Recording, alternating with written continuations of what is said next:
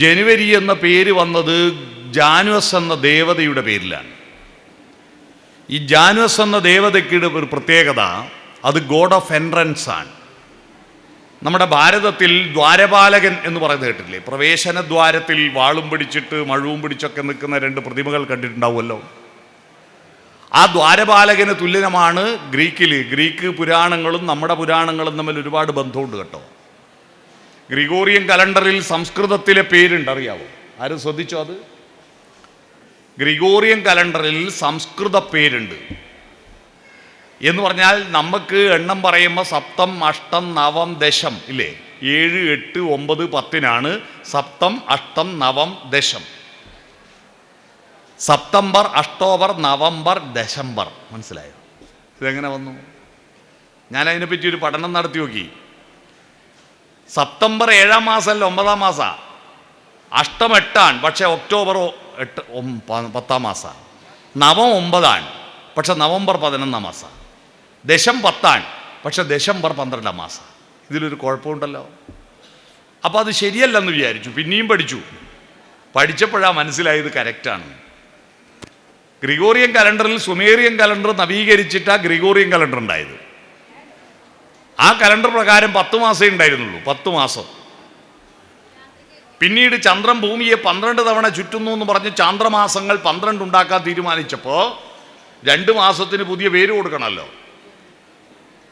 അന്നത്തെ രാജാവ് Julius Caesar പറഞ്ഞു, എൻ്റെ പേരിലാവട്ടെ ഒരു മാസവും. ജൂലിയസ് സീസറുടെ പേരിലാണ് ജൂലൈ ഉണ്ടായത്. അടുത്ത വേറൊരു മാസമോ അടുത്ത രാജാവ് തൻ്റെ മരുമകൻ അഗസ്റ്റസ് സീസറുടെ പേരിലാണ് അടുത്ത മാസത്തിന് പേര് കൊടുത്തത്. അതാ ആഗസ്റ്റ്. അപ്പം ജൂലൈയും ആഗസ്റ്റും പിന്നെ നടുക്ക് കയറിയതാ. ജനുവരി, ഫെബ്രുവരി, മാർച്ച്, ഏപ്രിൽ, മെയ്, ജൂൺ 6-ാം മാസം കഴിഞ്ഞാൽ 7-ാം മാസം സെപ്റ്റംബർ ആയിരുന്നു.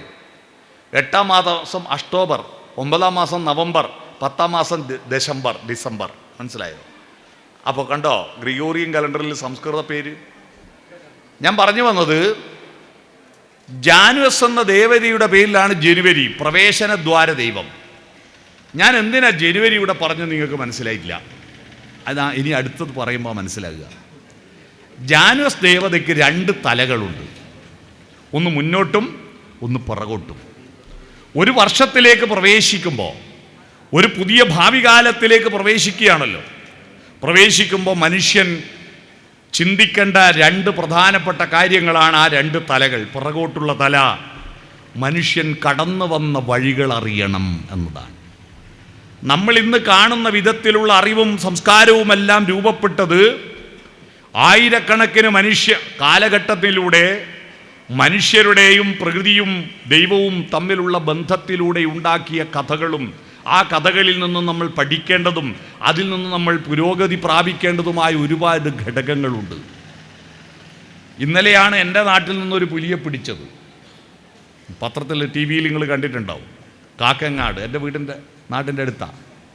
ആ പുലി, അവിടെ ഈ പുലിപ്പേടി, ഈ പുലി എന്നൊക്കെ പറയുന്നത് മനുഷ്യൻ്റെ വ്യാഘ്രങ്ങളുമായി ബന്ധപ്പെട്ട് മനുഷ്യൻ്റെ ജീവിതത്തിന് വലിയ ബന്ധമുണ്ട്, അറിയുമോ? വ്യാഘ്രം ഹരി പഞ്ചാനൻ എന്നൊക്കെ പറഞ്ഞാരാ? ഹരി എന്ന് പറഞ്ഞാൽ സിംഹമാണ്, അറിയാവോ? വിഷ്ണു എന്നും അർത്ഥമുണ്ട്, സിംഹം എന്നും അർത്ഥമുണ്ട്. പഞ്ചാനൻ എന്ന് പറഞ്ഞാൽ സിംഹം എന്നർത്ഥമുണ്ട്.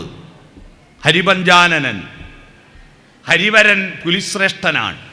ഹരിവരൻ അതിനെ ആസനമാക്കിയിരിക്കുന്നവനുണ്ട്. ആരാണത്?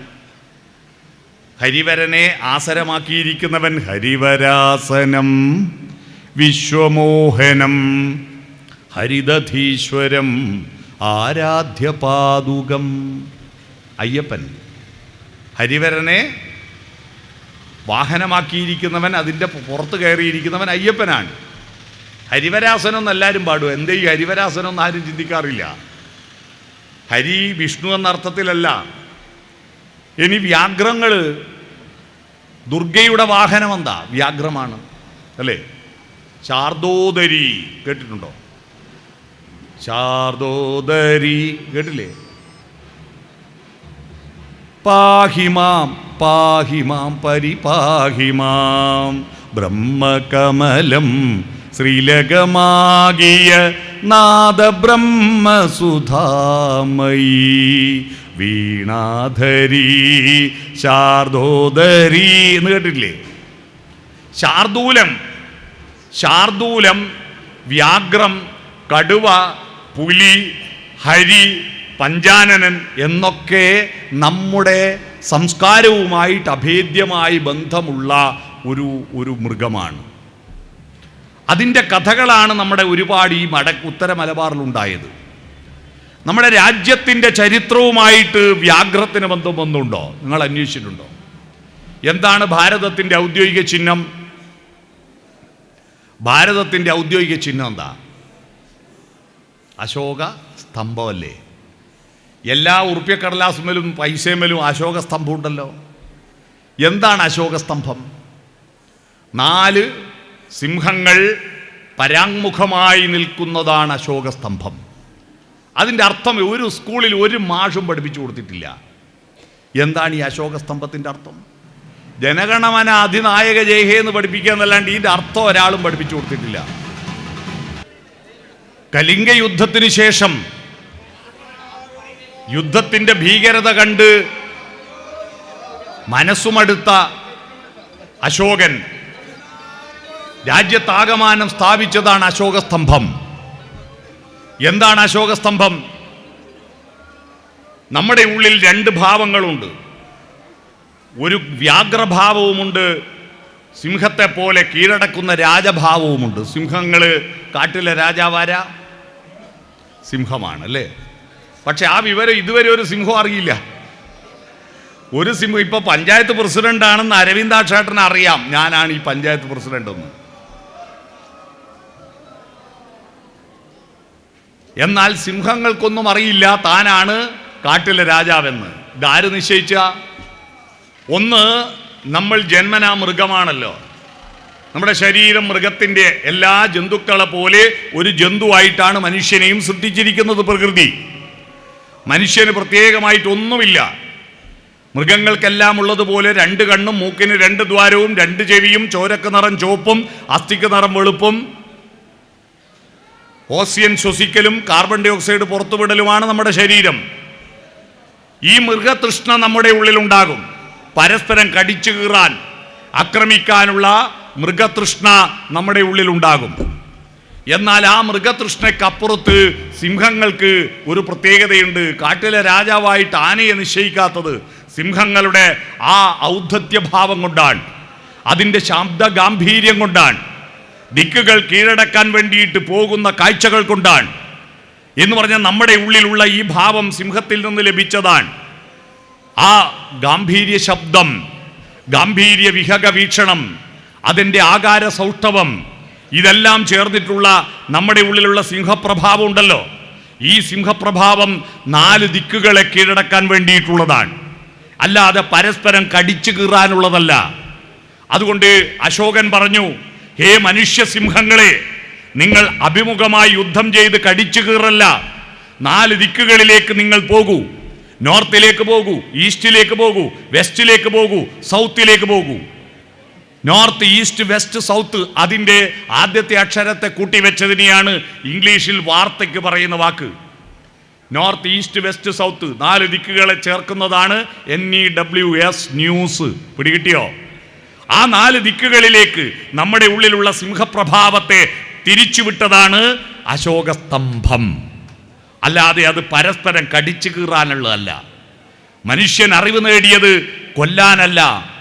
എന്നാൽ ഇപ്പോൾ 2 കൊല്ലത്തിനിടയിൽ 45,000 ആളുകളെയാണ് ആ ഇസ്രായേലിലും ഗാസയിലും 45,000 ആളുകളാണ് കൊല്ലപ്പെട്ടത്. എന്തിനാ നമ്മൾ സംസ്കാരമുള്ളവരായത്? എന്തിനാ നമ്മൾ പഠിക്കുന്നത്? ഈ ഭൂമിയിൽ ഇത്രയും ദൈവങ്ങളും ഉണ്ടായിട്ടും, ഈ ഭൂമിയിൽ ഇത്രയും ആരാധനയും ഭക്തന്മാരുണ്ടായിട്ടും, ഈ ഭൂമിയിൽ ഇത്രയും ക്ഷേത്രങ്ങളും പള്ളികളുണ്ടായിട്ടും, ഈ ഭൂമിയിൽ കൊലയ്ക്കും അക്രമത്തിനും കുറവ് വരാത്തതിന് എവിടെയോ ഒരു സ്പെല്ലിംഗ് മിസ്റ്റേക്ക് ഇല്ലേ? ഈ ക്ഷേത്രമുറ്റത്തിരിക്കുമ്പോൾ ഗൗരവതരമായി ഭക്തജനങ്ങൾ പരിശോധിക്കേണ്ടത് ഈ ഭക്തി എന്തിനാണ്? ആക്രമിക്കാനും കീഴടക്കാനുമല്ല. പുലിയെ കീഴടക്കി പുലിയുടെ പുറത്തേറി സഞ്ചരിക്കാനാണ്. ആ പുലി മറ്റൊന്നുമല്ല, നിങ്ങളുടെ ഉള്ളിൽ ഉണ്ടാകുന്ന ഒരു വ്യാഘ്രഭാവമുണ്ട്.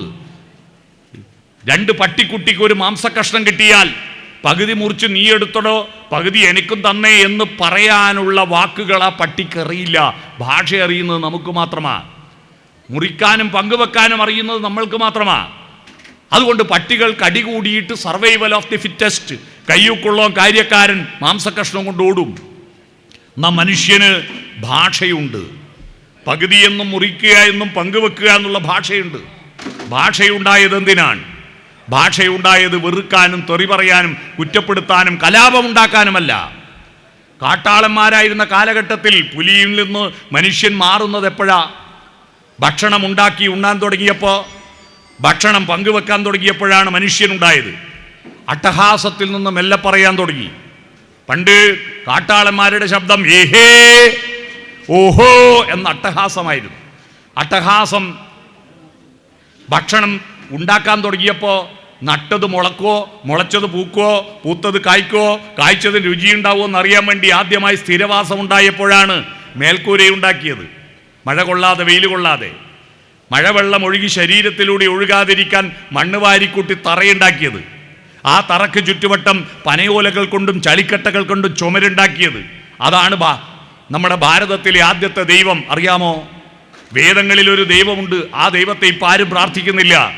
ആ വേദങ്ങളിലെ ദൈവം, ഹേ ശാലേ, ഞങ്ങളുടെ പശുക്കളെ ക്രൂരമൃഗങ്ങളിൽ നിന്ന് രക്ഷിക്കണമേ. ഹേ ശാലേ, ഞങ്ങളുടെ കൃഷിയെ കൊടും വരൾച്ചയിൽ നിന്നും അതിവർഷത്തിൽ നിന്നും രക്ഷിക്കണമേ. ഏതായി ശാല എന്നറിയാവോ? മഴ കൊള്ളാതെ വെയിൽ കൊള്ളാതെ കാത്തു രക്ഷിക്കുന്ന പൊന്നു തമ്പുരാൻ. അതാണ് ഈ ശാല.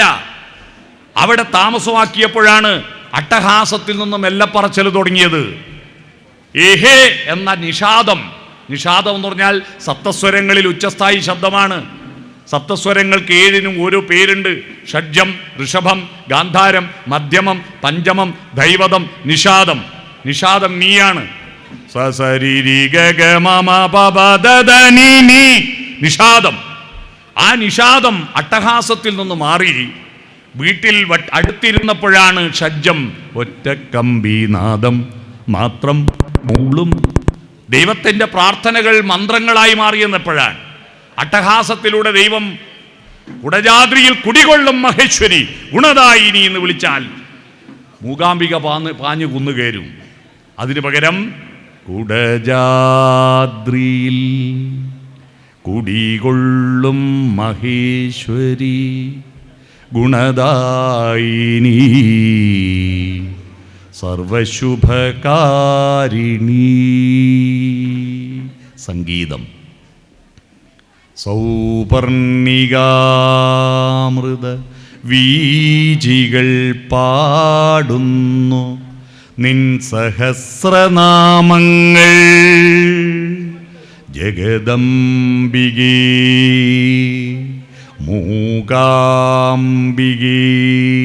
സംഗീതം. അതുകൊണ്ടാണ് നാദരൂപിണി എന്ന് വിളിക്കുന്നത്. എന്താ നാദം? കാട്ടാളന്മാർക്ക് നാദമുണ്ടായിരുന്നില്ല, ഒച്ചയേ ഉണ്ടായിരുന്നുള്ളൂ. അട്ടഹാസം, അലറൽ, വ്യാഘ്രശബ്ദം. ആ നമ്മുടെ ഉള്ളിലുള്ള വ്യാഘ്രത്തെ കീഴടക്കുമ്പോഴാണ് നമ്മൾ നാദമുണ്ടാക്കുന്നത്. അതാ പുലിപ്പുറത്തേറുന്ന വിഷ്ണുമൂർത്തിയും പുലിപ്പുറത്തേറുന്ന തെയ്യങ്ങളും ഉണ്ടാകുന്നത്. ആ പുലി മറ്റൊന്നുമല്ല, നമ്മുടെ ഉള്ളിലുള്ള മൃഗഭാവമാണ്. ഞാനൊരു ഉദാഹരണം പറയാം, അതിനൊരു കഥ. ഒരു കുട്ടിയെയും കൊണ്ട് ഒരാൾ നടന്നു പോവുക. കുട്ടി ഭയങ്കരമായ ഷാഢ്യവും കരച്ചിലും. അപ്പോൾ ഈ കുട്ടിയോട് ഇയാൾ അടങ്ങ് മാധവ എന്ന് പറഞ്ഞിട്ട് കുട്ടിക്ക് മിഠായി വാങ്ങിക്കൊടുത്തു. എന്നിട്ടും കുട്ടി കരച്ചിൽ നിർത്തുന്നില്ല. അപ്പോൾ വീണ്ടും അടങ്ങ് മാധവ എന്ന് പറഞ്ഞിട്ട് ഹോട്ടലിൽ നിന്ന് ചായയും കടിയും വാങ്ങിക്കൊടുത്തു. എന്നിട്ടും കുട്ടി കരച്ചിൽ നിർത്തുന്നില്ല. അപ്പോൾ വീണ്ടും അടങ്ങ് മാധവ എന്ന് പറഞ്ഞ് കളിപ്പാട്ടം വാങ്ങിക്കൊടുത്തു. എന്നിട്ടും എന്തൊക്കെ ചെയ്തിട്ടും കുട്ടി കരച്ചിൽ നിർത്തുന്നില്ല.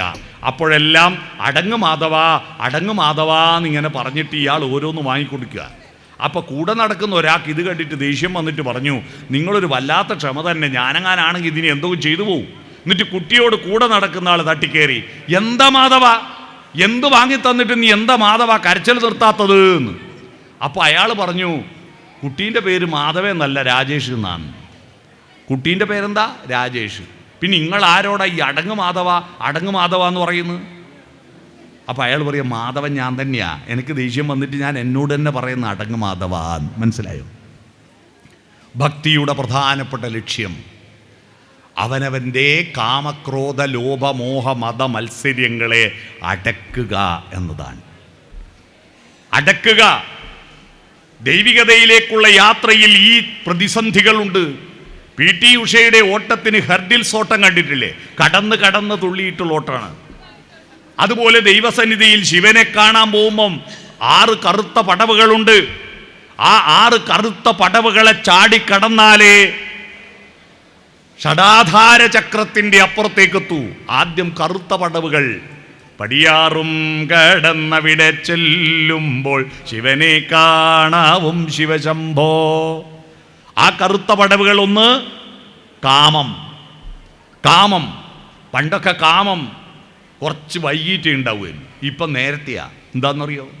ഭക്ഷണത്തിൽ മാറ്റം വന്നു. പണ്ടെല്ലാം നമ്മൾ 10ാം ക്ലാസ്സിൽ എത്തുമ്പോഴാണ് ചെറിയ പ്രേമെല്ലാം വരിക. എന്നാലും പറയാൻ ധൈര്യമില്ല. ആരാദ്യം പറയും എന്ന് വിചാരിച്ചിട്ട് അങ്ങോട്ടും പറയില്ല ഇങ്ങോട്ടും പറയില്ല. അവസാനം സെൻഡ് ഓഫ് ആയ ദിവസം ഒരു ഓട്ടോഗ്രാഫ് എത്തുന്നുണ്ട്. കടലിനെ മറന്നാലും കടൽ കരയെ മറന്നാലും ഞാൻ നിന്നെ മറക്കൂല എന്നെല്ലാം എഴുതിയിട്ട് പിന്നെ പോയി. അന്ന് മൊബൈൽ ഫോണും ഇല്ല, വാട്സപ്പും ഇല്ല. പാള കയറിയും പോയി, മോര് മറിഞ്ഞും പോയി. ഇപ്പോൾ അവരെല്ലാം ഏടിയുണ്ട് എന്ന് അന്വേഷിച്ച് പുറപ്പെട്ടിട്ടുണ്ട്. വാട്സപ്പ് വന്നേരെ എല്ലാം പൂർവ്വ വിദ്യാർത്ഥി സംഗമങ്ങളോട് സംഗമങ്ങ. കാരണം അന്നെന്താ എങ്ങനെയാണ് ഹോർമോൺ ഉണ്ടാണ്ട്? ഉച്ചക്കെന്താ കറി? ചക്കക്കുരും വെള്ളരിക്കും ഓലൻ. രാത്രിയോ വെള്ളരിക്കും ചക്കക്കുരു ഓലൻ. ഇതിനെക്കൊണ്ട് എന്ത് ഹോർമോണാണ്? ഇന്ന് എത്രയാ ഭക്ഷണം, എത്രയാ ഇറച്ചി, എത്രയാ മീൻ, എത്രയാ തേങ്ങ, എത്രയാ വെളിച്ചെണ്ണ. ഇപ്പം 5ാം ക്ലാസ്സിലെ കുട്ടികൾ മല്ലികാബാണൻ തൻ്റെ വില്ലെടുക്കും, മന്ദാരമലർ കൊണ്ടു ശരം തൊടുക്കും. ഈ സമയത്ത് നമ്മുടെ ധാർമ്മികത നമ്മുടെ യുവാക്കളെ, നമ്മുടെ കുട്ടികളെ സമീപിക്കുമ്പോൾ ശ്രദ്ധിക്കേണ്ടത്, ഈ കുട്ടികൾ അവർക്ക് തന്നെ പിടികിട്ടാത്ത കളി കളിക്കുന്ന കണ്ടിട്ടുണ്ടോ? ഈ കളി കളിക്കുന്നതിൻ്റെ പിന്നിലുള്ള മനഃശാസ്ത്രം ഞാനിപ്പോൾ പറഞ്ഞുതരാം. നമ്മളെല്ലാം കേട്ടൊരു കഥയുണ്ടല്ലോ, ആമയും മുയലും പന്തയം വെച്ച കഥ. അത് കേൾക്കാത്ത ലോകത്തൊരു സ്കൂളെ കുട്ടിയുമില്ല. മുയൽ കുതിച്ചോടി തിരിഞ്ഞു നോക്കുമ്പോൾ ആമ വളരെ പിറകില. നേരത്തെ അങ്ങ് എത്തിയിട്ട് എന്താ കാര്യം? അതുകൊണ്ട് എന്ത് ചെയ്തു? മുയൽ വിശ്രമിച്ചു, ഉറങ്ങിപ്പോയി. ഉറക്ക് തെളിയുമ്പോൾ ആമ പോയിട്ട് സമ്മാനം വാങ്ങി വരുന്നു. എന്നിട്ട് മാഷന്മാർ നമുക്ക് പറഞ്ഞു തന്നു, പരിശ്രമശാലികൾ വിജയിക്കും, അലസന്മാർ പരാജയപ്പെടുന്നു. കഥ അവിടെ തീർന്നില്ല. ഈ ആമ എന്താ മുയൽ എന്താണെന്നറിയണം. ആമ എന്നത് നമ്മുടെ ശരീരമാണ്, മെല്ലെ മെല്ലെ വളർന്നു വരുന്നതാണ്. നമ്മുടെ പുരാണ കഥകളെല്ലാം തന്നെ മൃഗങ്ങളും പക്ഷികളുമായി ബന്ധപ്പെട്ട് കിടക്കുക. ദശാവതാര കഥകൾ, മത്സ്യക്കൂർമ്മ വരാഹ നരസിംഹം അല്ലേ? ജീവൻ വെള്ളത്തിലാണ്ടായത്, അതാണ് മത്സ്യം. ദേവി കന്യാകുമാരി എന്ന് പറയുന്ന ഒരു സിനിമയുണ്ടായിരുന്നു പണ്ട്. അതിൽ മാധുരി പാടിയൊരു പാട്ടുണ്ട്, കണ്ണാ ആലില കണ്ണാ പാലാഴിത്തീരയിലൊഴുകും ആലില കണ്ണാ ഞാനൊരു കന്നിമുക്കുവ പെണ്ണ്, എൻ്റെ തോണിയിലെ പൊന്നു വേണോ പൊന്ന് എന്നുള്ള പാട്ടിൽ നീ പണ്ടൊരു പൂത്തിമിങ്കിലമായി. മത്സ്യാവതാരത്തെ പറ്റിയാ പറഞ്ഞത്. അതിൻ്റെ അടുത്ത വരിയും പറയുന്നുണ്ട്, മഴുവേന്തി വന്ന കേരളത്തിൽ വന്ന പരശുരാമൻ്റെ കഥ ആ പാട്ട് പറയുന്നുണ്ട്, കേട്ടിട്ടുണ്ടോ? നീ പണ്ടൊരു മുനി കുമാരനായി അന്ന് നിന്റെ വെൺമഴു പറന്നു വീണ് നീരാഴി. ഓർമ്മയില്ലേ? മത്സ്യം, കൂർമ്മം. ഈ കൂർമ്മം എന്ന് പറയുന്നത് നമ്മുടെ ശരീരമാ, മെല്ലേ വളരൂ. ഒരു പശു പ്രസവിച്ച പശുക്കുട്ടി അരമണിക്കൂർ കൊണ്ട് എഴുന്നേറ്റോടും. നിങ്ങളാരെങ്കിലും പറ്റിയിട്ട് അരമണിക്കൂർ കൊണ്ട് ഓടിയാ? 6 മാസം കഴിഞ്ഞിട്ടില്ലേ ദോശ മറിച്ചിടാൻ, കമിഴ്ന്ന് കിടക്കാൻ? LKG അംഗനവാടി പോകുമ്പോൾ 3 വയസ്സായിട്ടില്ലേ? 3ാമത്തെ വയസ്സിൽ പശു പ്രസവിച്ചിട്ട് ഒരു അമ്മയായിട്ടുണ്ടാവും. നമ്മളെ കുട്ടി കൊച്ചുമോളല്ലേ അല്ലേ? പല കുറി വീഴുമ്പോൾ നടക്കാൻ പഠിച്ചിട്ട് എത്ര കാലാവും? നമ്മുടെ ശരീരം ആമയെപ്പോലെ മെല്ലെ വളരുന്നു. പക്ഷെ മനസ്സോ, എന്നമ്മോ, ഇന്നത്തെ കുട്ടികളെ ബുദ്ധി കണ്ടിട്ടുണ്ടോ നിങ്ങൾ? എന്തൊരു ബുദ്ധിയാ! നമ്മളെല്ലാം പഠിക്കുന്ന കാലത്ത് 600-ൽ 360 മാർക്ക് 60% കിട്ടിയ ഫസ്റ്റ് ക്ലാസ്സാ. ഇന്ന് കുട്ടികളോട് പറഞ്ഞു നോക്കിയാട്ടെ, ഫസ്റ്റ് ക്ലാസ്സാ, എനിക്ക് ഫസ്റ്റ് ക്ലാസ് ഉണ്ടായിരുന്നു. കുട്ടികൾ പറയും പീറ് ആർക്ക് വേണോ? കാരണം ഫസ്റ്റ് ക്ലാസ് എന്ന് പറഞ്ഞാൽ 60% എന്ന് പറഞ്ഞാൽ A+ ഇല്ല, A ഇല്ല, B+ ഇല്ല, വെറും ബിയാ. വെറും ബി വാങ്ങുന്ന ഒറ്റ കുട്ടിയില്ല നമ്മൾ സ്കൂളിൽ. എന്തൊരു സ്പീഡാണ് അവരുടെ മനസ്സ്! എന്തെല്ലാം അവർ പഠിക്കുന്നത്! ChatGPTയുടെ കാലമാണ്. അവർ ഹൈ സ്പീഡിൽ മുന്നോട്ട് പോവുക. മനസ്സ് മുയലിനെ പോലെ കുതിക്കുന്നു, പക്ഷെ ശരീരമോ ആമയെപ്പോലെ വളരുന്നു. പക്ഷെ ഒരു നിശ്ചിത പ്രായം എത്തുമ്പോണ്ടല്ലോ, കൈതപ്രം ദാമോദരൻ നമ്പൂതിരി എഴുതിയൊരു പാട്ടിൽ പറഞ്ഞതുപോലെ, ചെമ്പകപ്പൂ മുട്ടിനുള്ളിൽ വസന്തം വന്നു കരളിലെ ഇളം കൊമ്പിൽ ചന്ദനക്കിളി അടക്കം ചൊല്ലും. അപ്പോൾ ഈ അടക്കം ചൊല്ലുമ്പോൾ മുയൽ ഉറങ്ങും, ആമ ഓവർടേക്ക് ചെയ്യും. എവിടുന്നെങ്കിലും ഒരു ചെക്കനൊന്ന് ചിരിച്ചു കാണിച്ചാൽ, ഒരു ചിരി കണ്ടാൽ അത് മതി, ഒരു മൊഴി കേട്ടാൽ അത് മതി, രണ്ടാഴ്ച ഉറക്കുണ്ടാവില്ല, പോയി. കാരണം പോകരുതെന്ന് പറയേണ്ട മനസ്സാകുന്ന മുയൽ പോറ്റി വലുതാക്കി അച്ഛനെയും അമ്മേനെയും മറന്നിട്ട് അവരെ കരയിച്ചിട്ട് പോകാൻ പാടില്ല മോളെ എന്ന് പറയേണ്ട മനസ്സില്ലേ, അതുറങ്ങി. അച്ഛൻ്റെ അമ്മയുടെ സ്നേഹവും മറ്റുള്ളവരുടെ സ്നേഹവും തമ്മിൽ അടിസ്ഥാനപരമായ വ്യത്യാസമുണ്ട്. മറ്റെല്ലാവരും നമ്മളെ കണ്ടതിന് ശേഷം സ്നേഹിച്ചവരാ. എന്നാൽ അച്ഛനമ്മമാർ നമ്മളെ സ്നേഹിച്ചത് എപ്പോഴാ? നമ്മൾ ജനിക്കുന്നതിന് 6-7 മാസം മുമ്പേ നമ്മളെ സ്നേഹിക്കാൻ തുടങ്ങിയവരാണ് അച്ഛനമ്മമാർ, അല്ലേ? ഇതെല്ലാം പറഞ്ഞു കൊടുക്കേണ്ട മുയൽ ഉറങ്ങി, ആമ പോയി. 1 കൊല്ലം കഴിയുമ്പോൾ ട്രോഫിയും വാങ്ങി വരും ആമ. ഒന്നിനെ എടുത്ത് വരൂലേ? ഉയ്യൻ്റെ അമ്മ ഓൻ കഞ്ചാവാന്നെല്ലാം പറഞ്ഞിട്ട്. അതാണ് ഞാൻ പറഞ്ഞു വരുന്നത്. നമ്മുടെ കുട്ടികളിൽ ഈ ഉള്ളിലുള്ള ഈ കാമമുണ്ടല്ലോ, ഈ ആമയെ, ആ ആമ മനസ്സാകുന്ന മുയലിനെ ഓവർടേക്ക് ചെയ്യാൻ അനുവദിക്കാതിരിക്കണം. പിടികിട്ടിയോ? അതുകൊണ്ട് ഈ വ്യാഘ്രം, കാമം, അതാണ് നമ്മുടെ എല്ലാ ചലനങ്ങളെയും നിയന്ത്രിക്കുന്നത്. അതിനെ കൺട്രോൾ ചെയ്യണം. നിന്റെ ശത്രു ആരാ? ശത്രു സംഹാര പൂജ നടത്തുന്നു അമ്പലത്തിൽ. എൻ്റെ എതിർ പാർട്ടിക്കാരൻ, എൻ്റെ എതിർ മതക്കാരൻ, എൻ്റെ ആലക്കക്കാരൻ ചത്തുപോട്ടെ എന്ന് വിചാരിച്ചിട്ട് ശത്രു സംഹാര പൂജ നടത്തുന്ന വിഡ്ഢികൾ അറിയണം, ആ ശത്രു എവിടെയാ? ശത്രു മമ ശത്രു വിനാശായാം സന്ധ്യാദീപം ഭജാമ്യഹം. എവിടെയാ ശത്രു? രാമായണത്തിൽ കൃത്യമായി പറയുന്നുണ്ട്. തത്ര കാമക്രോധ ലോപമോഹാദികൾ ശത്രുക്കളാകുന്നതെന്നുമറിയ നീ. എഴുത്തച്ഛൻ കൃത്യമായി പറയുന്നുണ്ട്. കാമം, ക്രോധം, വെറുതെ ദേഷ്യം വരിക അല്ലേ? ക്രോധം യമനാണ് എന്നാ രാമായണത്ത് പറയുന്നത്. ക്രോധം നരകമാണ് എന്നാ രാമായണത്ത് പറയുന്നത്. ക്രോധത്തെ അടക്കണം. അതാണ് ക്രോധം. ലോഭം, ധൂർത്തടിക്കുന്നത്. ആവശ്യത്തിന് മാത്രമേ ചെലവഴിക്കാൻ നമുക്ക് അധികാരമുള്ളൂ. ഞാൻ പൈസ കൊടുത്ത് വാങ്ങിയ ചോറ് എനിക്ക് വേസ്റ്റായിട്ട് കുപ്പയിലേക്ക് വലിച്ചെറിയാൻ നിങ്ങൾക്ക് അധികാരമുണ്ടോ? ഇല്ല, അധികാരമില്ല. കാരണം എന്താ? ആ ചോറ് നിങ്ങൾ ഉണ്ടാക്കി, നിങ്ങൾ പൈസ കൊടുത്തതാ. ആ ചോറുണ്ടാക്കിയത് സൂര്യനാണ്, അതിൽ ഊർജം കൊടുത്തത് സൂര്യനാണ്. സൂര്യൻ്റെ ഊർജമാണ് പ്രകാശ സംശ്ലേഷണം നടത്തിയിട്ട് ഈ അരിമണികളായിട്ട് കൊണ്ടുപോയി വെക്കുന്നത്. ആ ചോറ് നട്ടത് ഏതോ കർഷകനാണ്, ആ ഞാറ് നട്ടത് ഏതോ തൊഴിലാളിയാണത് കൊയ്തെടുത്തത്, ഏതോ മില്ലിൽ നിന്നാണത് കുത്തിയത്, ഏതോ സ്ഥലത്തു നിന്നാണത് ഏതോ കച്ചവടക്കാരനാണ് വിറ്റത്. അവരെല്ലാം ചേർന്നിട്ടാണ് ഒരു അരിമണി ഉണ്ടാവുന്നത്. അത് വേസ്റ്റാക്കാൻ നിങ്ങൾക്ക് അധികാരമുണ്ടോ? വേസ്റ്റാക്കാതിരിക്കാൻ ഞാനൊരു സൂത്രം, മക്കള് ഭക്ഷണം വേസ്റ്റാക്കാതിരിക്കാൻ ഞാനൊരു സൂത്രം പറഞ്ഞുതരാം. അവർക്കൊരു ബിരിയാണി വാങ്ങി കൊടുത്താൽ മതി. ഇവിടുന്ന് ബിരിയാണി കിട്ടുക? കാഞ്ഞങ്ങാട് ടൗണിൽ ബിരിയാണി ഉണ്ട്. ഹോട്ടലിൽ പോയിട്ടല്ല. ഈ കാസർഗോഡ് കുറച്ചപ്പുറത്തൊരു സ്ഥലമുണ്ട്, ഏച്ചിക്കാനം എന്ന അതിൻ്റെ സ്ഥലത്തിൻ്റെ പേര്. ഏച്ചിക്കാനം ഇല്ലേ? ഏച്ചിക്കാനത്തൊരു സന്തോഷം ഉണ്ടാക്കിയ ബിരിയാണി കുട്ടികൾക്ക് വാങ്ങിക്കൊടുക്കുക. പിന്നെ കുട്ടികൾ ധൂർത്തടിക്കൂല. ആ ബിരിയാണി തിന്നവരാരും കൊണ്ടോ? സന്തോഷ് ഏച്ചിക്കാനത്തിൻ്റെ ബിരിയാണി കണ്ടവരാരും കൊണ്ടൊന്ന് കൈവയ്ക്കുക. 1, 2, 3, 4, 5, 6 ആൾ കണ്ടിട്ടുണ്ട്. അപ്പം സത്യമെന്ന് മനസ്സിലായില്ലേ? പ്രസിഡന്റും കണ്ടിട്ടുണ്ട്. അതൊരു കഥയാണ്. സന്തോഷ് ഏച്ചിക്കാനത്തിൻ്റെ ബിരിയാണി എന്ന് പറഞ്ഞൊരു കഥയാണ്. ഒരരിമണിയുടെ, ഒരു ബസുമതി അരിയുടെ മൂല്യം എന്തെന്ന് ഹൃദയം നൊന്ത് നമ്മൾ വായിക്കും. നമ്മുടെ കുട്ടികൾക്ക് വായിച്ചു കൊടുക്കൂ. നമ്മുടെ പുസ്തകങ്ങളിലാണ് നമ്മുടെ സംസ്കാരവും നമ്മുടെ ദൈവവിശ്വാസവും എല്ലാം ഉയർന്നത്. ഞാൻ കഴിഞ്ഞ ഒരു 2 മാസം മുമ്പേ ദുബായിൽ ഒരു പരിപാടിക്ക് പ്രസംഗിക്കാൻ പോയി. അവിടെ എല്ലാ രാജ്യക്കാരും വട്ടത്തിലിരിക്കുക, ഒരു പാർട്ടി നടക്കുക. അപ്പം ഞാനവിടെ ഹീറോ ആയി. അതിനൊരു കാരണമുണ്ട്. എൻ്റെ പ്രസംഗം കേട്ടിട്ടൊന്നുമല്ല, മലയാളത്തിലെ പ്രസംഗം കേട്ടിട്ട് അവർക്കെന്ത് മനസ്സിലാവും? എൻ്റെ അറബികളും ഇംഗ്ലീഷുകാരെല്ലാം എന്നെ വളരെ കൗതുകത്തോടെ നോക്കുന്നത് ഞാൻ അവിടെ മുണ്ടെടുത്ത് നടന്നു. അവിടെ മലയാളികളുണ്ട്, മുണ്ടല്ല ആത്തുന്നേ കൊടുക്കും, പുറത്തുനിന്ന് റോഡുമല്ലാന്ന് ഞാൻ മുണ്ടെടുത്തിട്ട് റോഡുമല്ലാണ്. അവർക്ക് ഭയങ്കര ഇഷ്ടപ്പെട്ടു. എൻ്റെ മുണ്ടിനെ ഒന്നിച്ച് സെൽഫിയിലുണ്ട്. അതിനേക്കാൾ അവർക്ക് ഇഷ്ടപ്പെട്ടത് ഞാൻ കുളിക്കാൻ പോകുമ്പോൾ മുണ്ട് മാറ്റുന്നത് കണ്ടിട്ടാണ്. കുളിക്കാൻ അടുത്ത സ്വിമ്മിംഗ് പൂളിൽ കുളിക്കാൻ ഇറങ്ങുമ്പോൾ മുണ്ട് മാറ്റുന്ന കണ്ടിട്ട് അവർ വളരെ കൗതുകത്തോട് നോക്കുക. എന്താ സാങ്കേതിക വിദ്യ അവർക്ക് അറിയില്ല. അവരൊന്ന് അയച്ചിട്ടിട്ടേ വേറെ ഒന്ന് ഉടുക്കൂ. എന്നാൽ ഉടുക്കലും അഴിക്കലും ഒരേ സമയത്ത് ചെയ്യുന്ന സാങ്കേതിക വിദ്യ മലയാളിക്ക് മാത്രമേ അറിയൂ. നമ്മൾ തോർത്തങ്ങ് ചുറ്റി മുണ്ട് ചൊട്ടി വലിക്കലില്ലേ? തോർത്ത് ചുറ്റി പിടിച്ചിട്ട് മുണ്ട് ചൊട്ടി വലിക്കലും ഉടുക്കലും അഴിക്കലും ഒരേ സമയത്ത് ചെയ്യുന്നത് അവർ വളരെ കൗതുകത്തോടെ. ഞാൻ കേരളത്തിൽ നിന്നാണെന്ന് പറഞ്ഞപ്പോൾ ഒരു കാനഡക്കാരൻ പറഞ്ഞത് 2 കാര്യങ്ങളാണ്. ഓ, യു ആർ ഫ്രം കേരള? അതെ.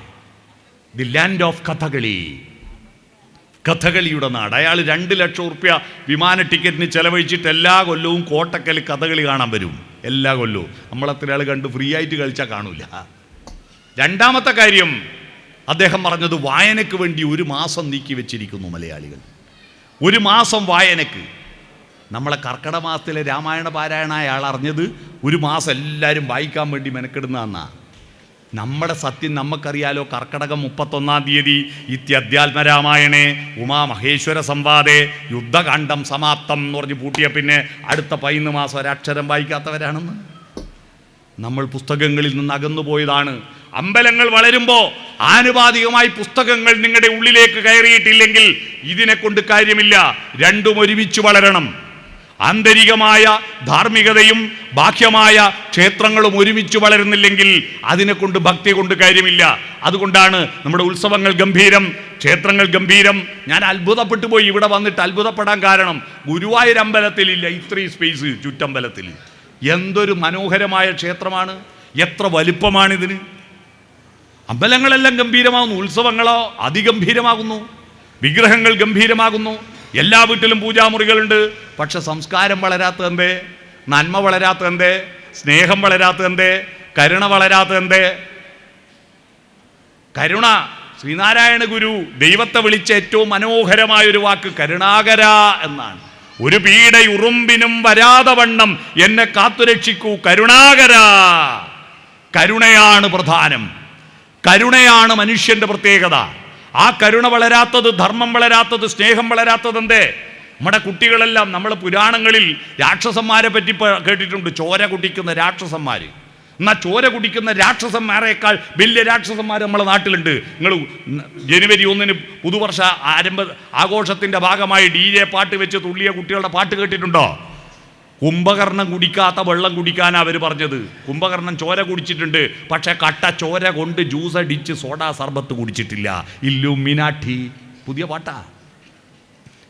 പാട്ടാ കുട്ടികളുടെ പാട്ട്. എന്തൊരു ഭീകരതയാ! കട്ട ചോര കൊണ്ട് ജ്യൂസ് അടിച്ച് സോഡാ സർബത്ത്, ഇല്ലുമിനാട്ടി. പേന കത്തി കൊണ്ട് ആദ്യാക്ഷരം ഹരിശ്രീ കുറിച്ചവനെ നിന്നെ പടച്ചവന് 10-ൽ 10 മാർക്ക്. ഈ പാട്ട് പാടിയിട്ട് മിഞ്ഞാന്ന് പൂവച്ചൽ സ്കൂളിൽ +1-കാരും +2-കാരെ കുത്തി. ആസ്പത്രിയിലുള്ള തമ്മാമ കുത്തി. ഈ പാട്ടാ പേന കത്തി കൊണ്ട് വിദ്യാരംഭം കുറിച്ചു. മാതാപിതാക്കളെ മാപ്പ്, ഇനി അങ്ങോട്ട് തന്നിഷ്ടക്കൂത്ത്, ഉന്നം മറന്നൊരു പോക്ക്, ഗുണപാഠങ്ങൾ മതിയാക്ക്, ഇതെൻ പാത എൻ അധികാരം, വഴിതെറ്റാനുമുണ്ടവകാശം, തനി നിറമെടുത്തണിയണ നെഞ്ചേ കാട്ടു തോന്നിയാസം. ആവേശ സിനിമയിലെ പാട്ടാ. ഉണ്ണി മുകുന്ദൻ്റെ ഒരു സിനിമ ഇറങ്ങിയിട്ടുണ്ട്, എൻ്റെ അമ്മേ. അത് കണ്ടിട്ടുണ്ടെങ്കിൽ എന്തൊരു ഭീകരതയാണമ്മോ, എന്തൊരു ഭീകരതയാണ്. പച്ചച്ചോരയും കഴുത്തറപ്പും കാണാൻ വേണ്ടിയിട്ട് ടാക്കീസിലേക്ക് കുട്ടികൾ അടിച്ചു കയറുന്നു. എന്തോ ഒരു ഭീകരതയുടെ ലക്ഷണമല്ലേ ഇത്? നന്മയുടെ സ്നേഹത്തിൻ്റെ സിനിമകൾ കാണാൻ ആര് കാണുന്നു? തന്ത വൈബ് എന്ന് പറഞ്ഞ് കുട്ടികൾ തള്ളിക്കളയുന്നു. കൊല്ലുന്നതും ആക്രമിക്കുന്നതും കുത്തിക്കീറുന്നതും കാണാൻ കുട്ടികൾ അടിച്ചു കയറുന്നു. എവിടെയോ നമ്മുടെ അമ്പലങ്ങൾ വളരുന്നു, നമ്മുടെ ഉത്സവങ്ങൾ വളരുന്നു, നമ്മുടെ കുട്ടികളുടെ ഉള്ളിലോ വ്യാഘ്രം വളരുന്നു. പുലിയെ കീഴടക്കിയ ദൈവമാണ് വേണ്ടത്, പുലിയല്ല. നമ്മുടെ ഉള്ളിലെ പുലിയല്ല വേണ്ടത്. പുലി അടക്കുന്ന മനുഷ്യനാവണം. അതിനെ അടക്കാൻ കഴിയണം. അടങ്ങ് മാധവ എന്ന് പറയാൻ പറ്റണം. പറ്റുന്നില്ല. എവിടെയാ? വായനയില്ല, പുസ്തകമില്ല. പുസ്തകമുണ്ട് ഇഷ്ടം പോലെ, ലക്ഷക്കണക്കിന് പുസ്തകങ്ങളുണ്ട്, കോടിക്കണക്കിന് പുസ്തകങ്ങളുണ്ട്. പക്ഷേ വായിക്കില്ല. കുട്ടികൾ വായിക്കാതിരിക്കാൻ കാരണം എന്താ? ഞാൻ തെളിവ് തരാം.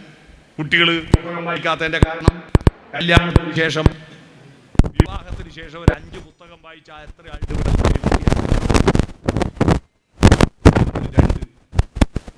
3.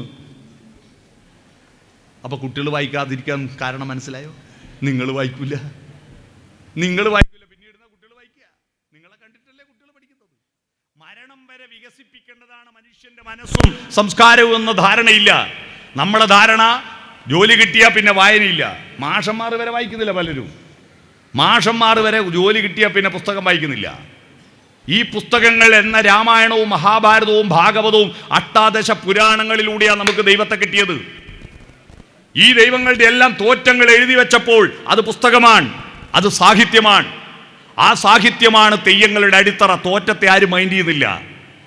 നമ്മൾ തെയ്യം ഇറങ്ങിയാൽ മാത്രമേ കാണുന്നുള്ളൂ തോറ്റം പാട്ടുകൾ. ആ തോറ്റത്തെ പറ്റി അറിയണ്ടേ? അതുകൊണ്ട് നമ്മുടെ സംസ്കാരത്തെ, ദൈവവിശ്വാസത്തിൻ്റെ വികാസത്തിന് ആനുപാതികമായി സംസ്കാരം വളരണം. അങ്ങനെ വളരുമ്പോൾ നമ്മുടെ ഉള്ളിലുള്ള വ്യാഘ്രത്തെ അടക്കണം. കാമക്രോധം ലോഭം ധൂർത്തടിക്കുന്നു. മതം അഹന്തയാണ്. ഈ അഹന്ത എവിടുന്നാ ഉൽപ്പാദിപ്പിക്കുന്നത്? നമ്മുടെ വീട്ടിലുള്ള ചർച്ചകൾ എന്താ? വീട്ടിൽ വട്ടത്തിലിരിക്കാറുണ്ടോ? വട്ടത്തിലിരുന്നിട്ട് എന്താ ചർച്ച? റോഡിലൂടെ ആരാ പോകുന്ന? ബഷീർ മഹാവൃത്തിയോട്ടവനാ, കോയിന്നക്കുട്ടി അതിലും മോശ, സബാസ്റ്റ്യൻ ഒന്നിനും കൊള്ളില്ല, പഞ്ചായത്ത് മെമ്പർ ഒരു ചുക്കിനും കൊള്ളില്ല, പ്രസിഡന്റ് മഹാബദ്ധോ, MLA പോക്കാണ്, മന്ത്രിമാരെല്ലാം പോക്കാണ്, മുഖ്യമന്ത്രി ഭീകരനാണ്, പ്രധാനമന്ത്രി അതിലും ഭീകരനാണ്, ലോകത്തിൽ സകല ആളും മോശ, ഒരാളെ ഉള്ളൂ ലോകത്ത് നല്ല, അതാരാ? ഞാൻ മാത്രം. ഈ ചർച്ചകളാണ് നമ്മുടെ വീടുകളിൽ നിന്ന് കുട്ടികൾക്ക് ഒരു മനോഭാവം ഉണ്ടാക്കുന്നത്. എന്താ അത്? I am okay, you are not okay. I am okay, you are not okay. ഞാൻ മാത്രം ശരി, നിങ്ങളൊന്നും ശരിയല്ല. ഈ മനോഭാവത്തിലേക്ക് നമ്മളെ കുട്ടികൾ പോകുന്നത് കൊണ്ട്, ഈ മനോഭാവം കൊണ്ട് ചൂരൽമലയിലും മുണ്ടക്കയിലുള്ള ഉരുൾപൊട്ടലിൽ 400-ന് മേലെ ആളുകളാണ് മരിച്ചത്. എന്നാൽ ഈ മനോഭാവം കൊണ്ട് കഴിഞ്ഞ ഒരു കൊല്ലം 1000 ആളുകൾ മരിച്ച ദുരന്തം കേരളത്തിലുണ്ടായ അറിയോ നിങ്ങൾ? ആർക്കും ഓർമ്മയുണ്ടോ? നമുക്കറിയാത്തത് ഇൻസ്റ്റാൾമെൻ്റ് ആയിട്ടാ ദുരന്തം, ഹോൾസെയിലായിട്ടല്ല. കഴിഞ്ഞ ഒരു കൊല്ലം 2024 കേരളത്തിലെ റോഡ് അപകടങ്ങളിൽ മരിച്ചത് 1200 ആളാ. അറിയോ?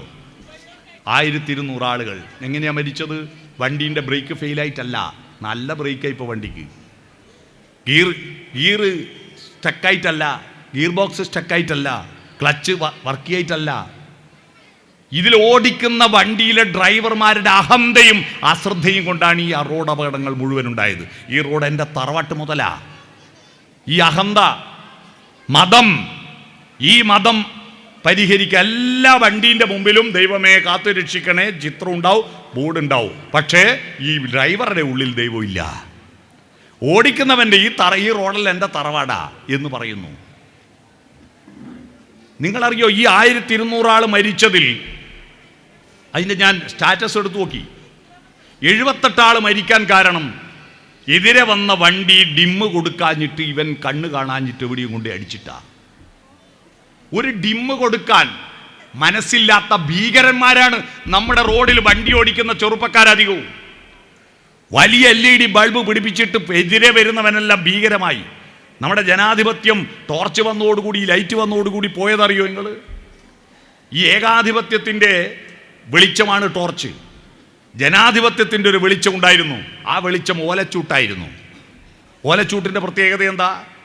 കെട്ടുപോയാൽ ആളിക്കത്തും, ആളിക്കത്തുമ്പോൾ കെട്ടുപോകുന്ന പണ്ടത്തെ കടങ്കഥയുണ്ട്. ഞാനൊരു സ്കൂളിൽ പോയി ചോദിച്ചപ്പോൾ ഓലച്ചൂട്ടുന്ന മറുപടി, കുട്ടികൾ ചോദിച്ചു എന്താ സാധനം, അവർ കണ്ടിട്ടില്ല.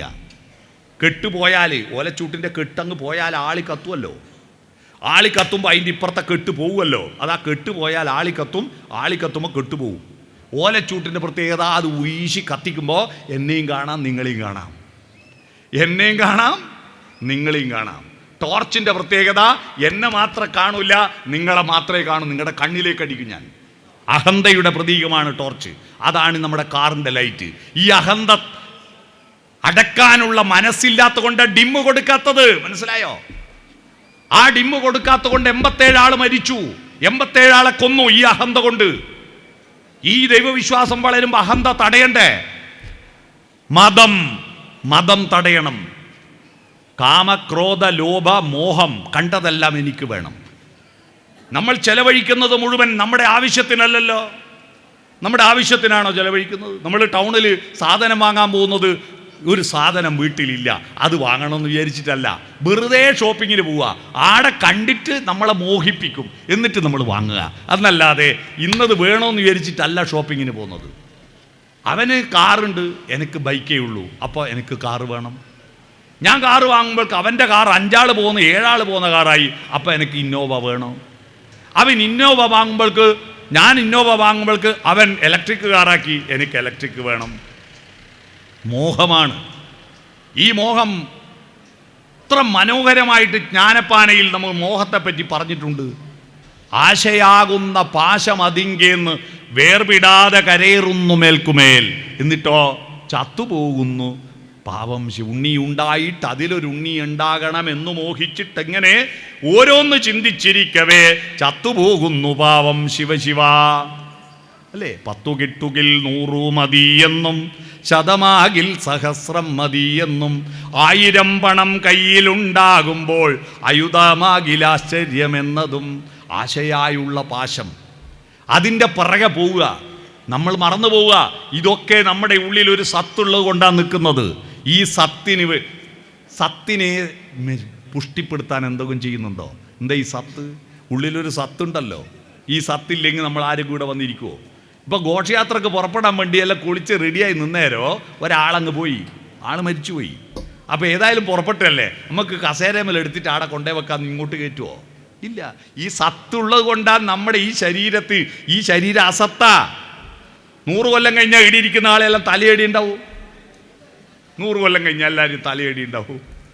ഇടിയെന്ന് ആർക്കറിയല്ലേ? തിലകം ചാർത്തി ചികിയുമഴകായി പല നാൾ പോറ്റിയ പുണ്യശിരസേ, ഉലകം വെല്ലാനുഴറിയ നീയും വില പിടിയാതൊരു തലയോടാവൂലേ? ഈ സത്യമറിയാനുള്ളൊരു വിദ്യാലയത്തിൽ പഠിക്കാനാണ് നിങ്ങൾ ഇവിടെ വന്നിരിക്കുന്നത്. അമ്പലം ആത്മവിദ്യാലയമേ. ആ വിദ്യാലയത്തിൽ പോകാനുള്ള സ്കൂൾ ബസ് ഏതാ? മാനസ സഞ്ചരരേ ബ്രഹ്മണി മാനസ സഞ്ചരരേ. മനസ്സുകൊണ്ട് യാത്ര ചെയ്യൂ, ശരീരം കൊണ്ട് യാത്ര ചെയ്താൽ പോരാ. ആ സത്തിനോട് ചേർന്ന് നിൽക്കുന്നതുകൊണ്ട് ആ തലയിലെ മുടിക്ക് സൗന്ദര്യം. തലയിലെ മുടിയെ വർണ്ണിച്ചുകൊണ്ട് തിക്കുറിശി എഴുതിയൊരു സിനിമാ പാട്ടുണ്ട്, കേട്ടിട്ടുണ്ടോ? കാർ കൂന്തൽ കെട്ടിനെന്തിനു വാസന തൈലം, നിന്റെ വാർ നെറ്റിത്തടത്തിനെന്തിനു സിന്ദൂരത്തിലകം. ഭാര്യൻ്റെ മുടി നിനക്ക് അതിന് കോയലൊന്നും പറ്റണ്ട, നല്ല മുയിങ്ങുമണമൊന്നുമില്ല, നല്ല സുഗന്ധം ഉണ്ടമ്മാന്ന്. ഭാര്യക്കത് കേട്ടപ്പോൾ പെണ്ണുങ്ങൾക്ക് ഉണ്ടാക്കിയ ഭക്ഷണം നല്ല ടേസ്റ്റ് ഉണ്ടെന്നും തലയിലെ മുടി നല്ല സ്റ്റൈലുണ്ടെന്ന് കേട്ടാൽ പിന്നെ എന്താ വേണ്ട? സ്പെഷ്യൽ ഒരു ബിരിയാണി ഉണ്ടാക്കി കൊടുത്തു ഭർത്താവിന്. ഭർത്താവ് അത് ടേസ്റ്റോടെ ഭാര്യ തിന്നുമ്പോൾ നേരത്തെ വർണ്ണിച്ചതാ ഒന്ന് ഈ ബിരിയാണിന്ന് വലിയെന്ന്. അതെടുത്തിട്ട് കാർ കൂന്തൽ കെട്ടിനെന്തിനെന്ന് പറയോ? ഈ സത്തിൽ നിന്ന് വേർപെട്ടാൽ ഇത് അസത്താണ്. നമ്മൾ ഓമനിച്ച് വളർത്തിയ നഖം മുറിച്ചു മാറ്റിയിട്ട് ആരെങ്കിലും സൂക്ഷിച്ചു വെക്കാറുണ്ടോ? അസത്താണ്. മുറിച്ചു മാറ്റിയാൽ വായക്കകത്തുള്ള ഉമിനീര് ഭക്ഷണത്തിൻ്റെ കൂട്ടത്തിൽ ചവച്ചരച്ച് വയറ്റിലേക്ക് വിഴുകുന്ന പുണ്യജലമാ. പക്ഷെ വായക്ക് പുറത്തു വന്നാൽ അത് അസത്താണ്. ഉള്ളിലൊരു സത്തുണ്ട്, ആ സത്തിനാണ് പ്രാധാന്യം. ആ സത്ത് പോയാൽ തീർന്നു. ഇത് തമിഴന്മാർക്കറിയാം, മലയാളിക്കറിയില്ല. അതുകൊണ്ട് അവർ മരിച്ചുപോയി എന്നതിന് തമിഴന്മാർ പറയും, ഓ കടവുളേ സത്ത് പോയാച്ച് എന്ന് പറയും. അവരതാ സത്ത്, നമ്മളത് ചത്തുപോയി എന്നാക്കി. അതാ പറ്റിയേ. യഥാർത്ഥത്തിൽ സത്ത് പോയി. ആ സത്തിലേക്കുള്ള പ്രയാണം, അതാണ് അസതോമാ സദ്ഗമയ. പിടികിട്ടിയോ? ഉള്ളിലുള്ള വെളിച്ചം നിറക്കൂ.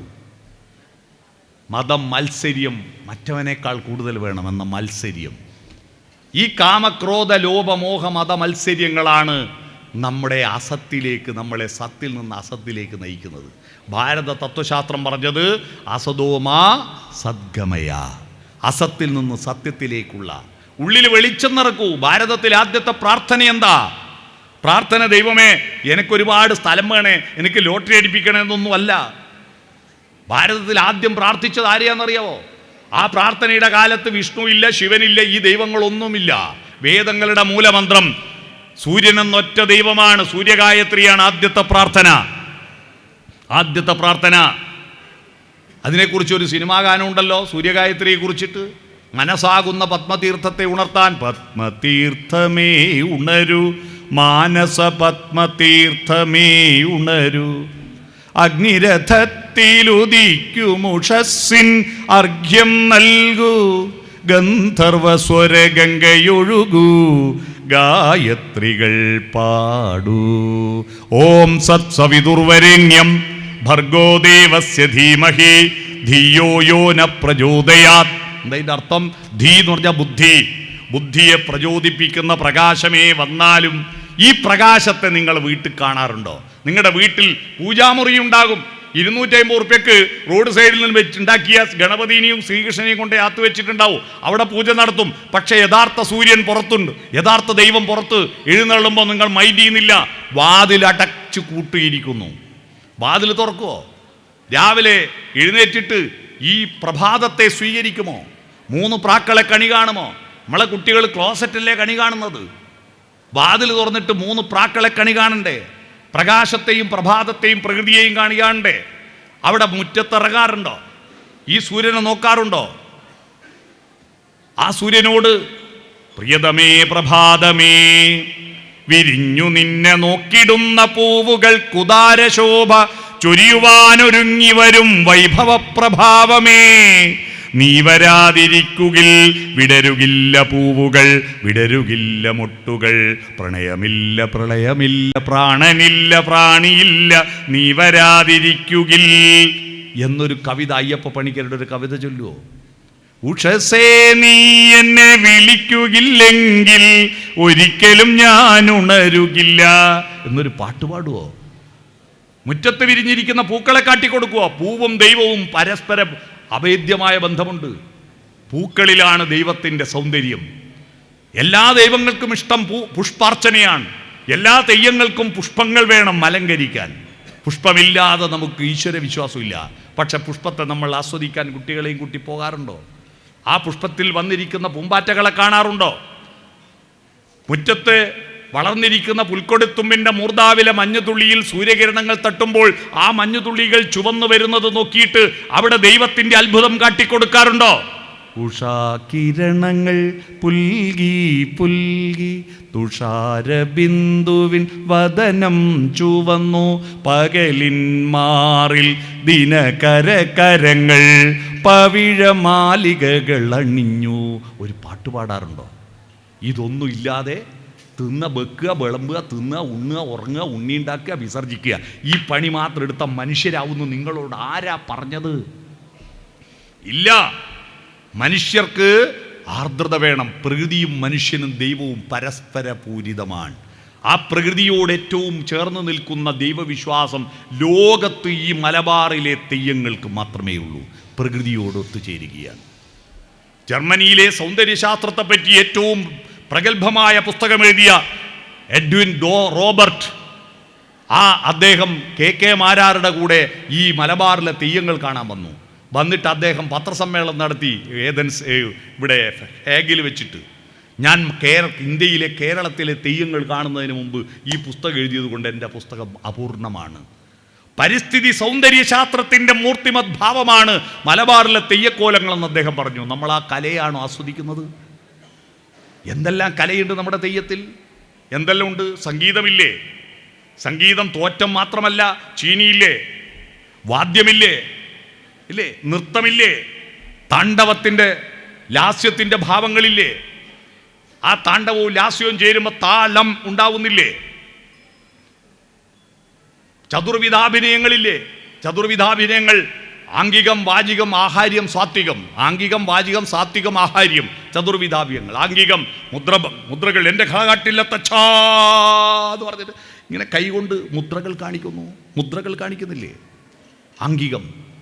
വാചികം അനുഗ്രഹം, നേരിട്ട് അനുഗ്രഹം തരുന്ന ഒരു ദൈവം ലോകത്ത് വേറെ ഏതാള്?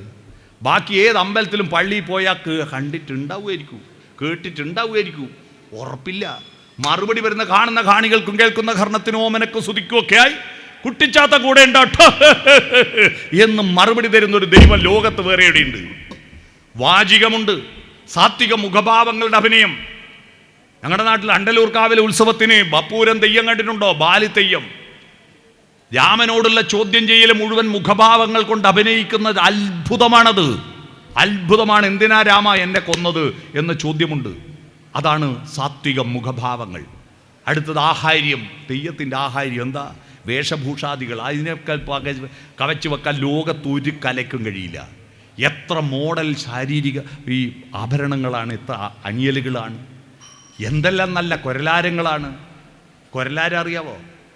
കൊരലെന്ന് പറഞ്ഞാൽ വേളയും കുരലെന്ന് പറഞ്ഞാൽ ഈ കഴുത്ത്, ഇവിടെ താഴ്ത്തുന്ന കൊരലാരം കേട്ടിട്ടുണ്ടോ? മഴമുകിലൊളിവർണ്ണൻ ഗോപാലകൃഷ്ണൻ കുടമുല്ല കൊണ്ടൊരു കൊരലാരം കെട്ടി. മനസ്സിലായോ? മിന്നും പൊന്നിൻ കിരീടം തരിവള കടകം കാഞ്ചി പൂഞ്ചേലയൊക്കെ വിഷ്ണുവിനല്ല, നമ്മുടെ തെയ്യങ്ങൾക്കാണ്. അതിൻ്റെ ചിത്രം മുഖത്ത് തെയ്യം കെട്ടുന്നത് വരെ പണിക്കറി അല്ലെങ്കിൽ കെട്ടുന്ന ആള് കോലധാരി പ്രായമായിട്ട് കവിളലിലൊട്ടിയിട്ട് പുകയൽ തണ്ട് പോലുള്ള മനുഷ്യനായിരിക്കും. പക്ഷേ ഇത് വരച്ചിട്ട് ഇറങ്ങുമ്പോഴേക്ക് എന്തൊരു സൗന്ദര്യമാണ്! അത് മുഖത്തിലെ ചിത്രമെഴുത്തിൻ്റെ സൗന്ദര്യമാണ്. അപ്പോൾ എത്ര കലയാണ്! ഈ കലകളുടെ സമന്വയ കേന്ദ്രമല്ലേ? ഇതിലൂടെ നിങ്ങൾ ആർജിക്കേണ്ട കഴിവെന്താണ്? കലയിലൂടെ ആർദ്രത. ഹൃദയം ദ്രവീകരിക്കണം, ആർദ്രതയുണ്ടാവണം.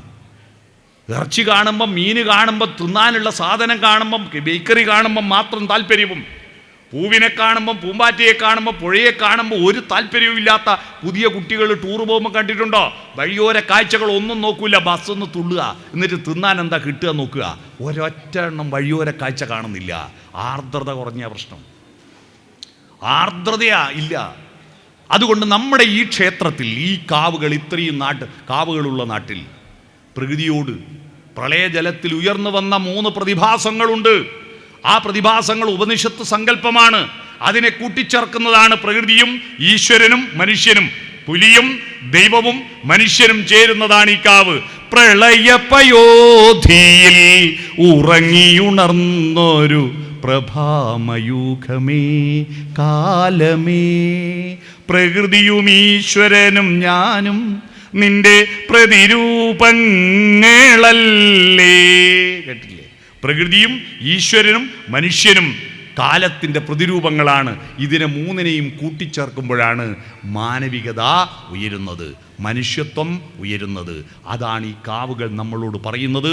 ഈ പുലിയന്നൂർ കാവുകൾ, പുലിത്തെയ്യങ്ങൾ, ഭൂതം കഴിഞ്ഞുപോയ കാലഘട്ടം.